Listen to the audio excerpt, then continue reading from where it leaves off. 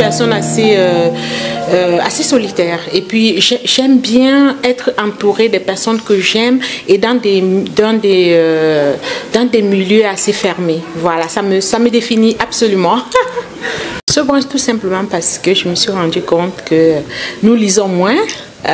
Nous sommes toujours sur les smartphones, on a plus ce rapport, cette relation avec le livre, le papier, et je me suis dit pourquoi pas avoir une parenthèse papier, une parenthèse poétique, en échange entre les auteurs en devenir, les auteurs confirmés, pour pouvoir s'élever un peu culturellement ou bien intellectuellement, pourquoi pas.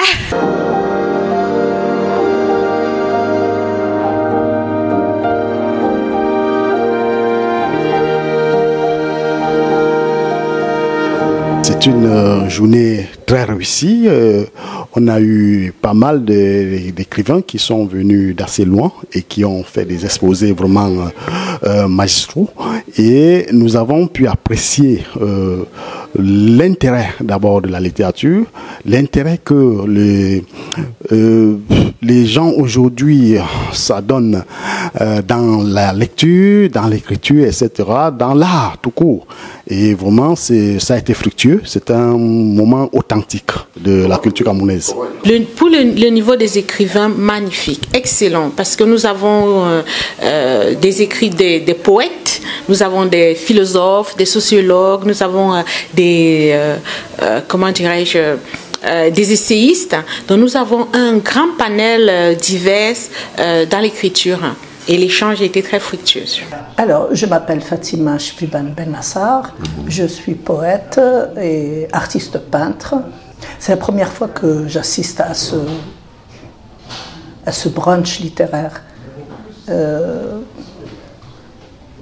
La méthode est bonne. J'écris des poèmes dans ce que j'ai apporté aujourd'hui. Ce sont des poèmes. J'écris sur la liberté, sur la tolérance, sur l'injustice. Je suis à la fois romantique et aussi un peu engagée. Pourquoi cette passion? Tout simplement parce que, étant donné que nous avons nos produits locaux, et déjà, bien même dans nos cuisines, dans nos maisons, on a tout ce qu'il faut, on a pas mal de produits naturels qui pourraient nous servir à mieux soigner nos cheveux. Je me suis dit, dans ce livre, je pourrais mettre des astuces afin que chaque parent puisse faire ce petit mélange soi-même à la maison, à pouvoir se bichonner les cheveux et à se connecter à son cheveu et à son ADN. Voilà. Je suis donc Mona Azam, professeure de littérature et écrivain, auteur de romans, de nouvelles, de poésie, dont Amine, aux éditions La Trace, et Nomade, les dernières parutions, chez Vibration Éditions. Deux romans qui traitent chacun d'eux d'un message à portée humaniste. Amine, c'est le roman d'un petit enfant arrivé du Sahel qui arrive en France et qui se retrouve dans une école en France alors qu'il ne sait pas parler un seul mot de français.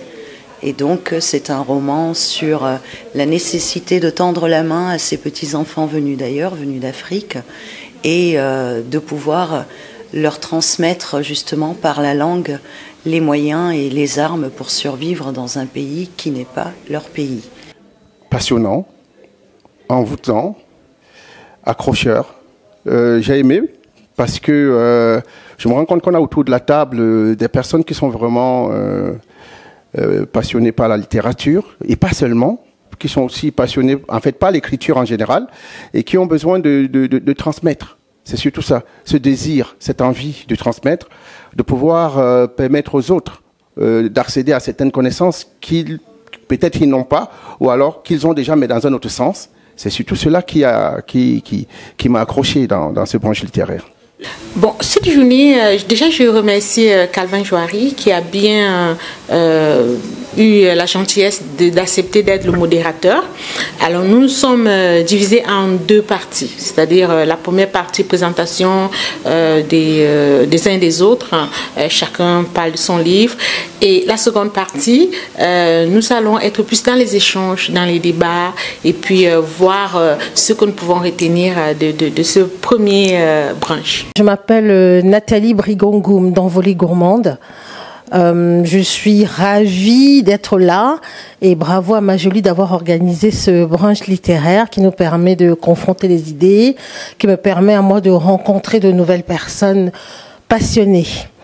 Je suis là aussi pour parler de mon imprécis de cuisine, donc mon livre poétique et gourmand qui mêle à la fois littérature et puis pâtisserie, boulangerie, cuisine, ainsi que les bienfaits de nos aliments dont parle ici dedans le docteur Gemjom. Juste un mot, merci à tous les participants, merci à ceux qui ont eu la gentillesse d'accepter pour cette première édition. Je suis très honorée de leur présence, je suis très honorée de leurs échanges et de tout ce que nous avons pu partager ensemble. La suite, c'est quoi? La suite, nous vous donnons rendez-vous, s'il plaît à Dieu, en octobre pour la deuxième édition.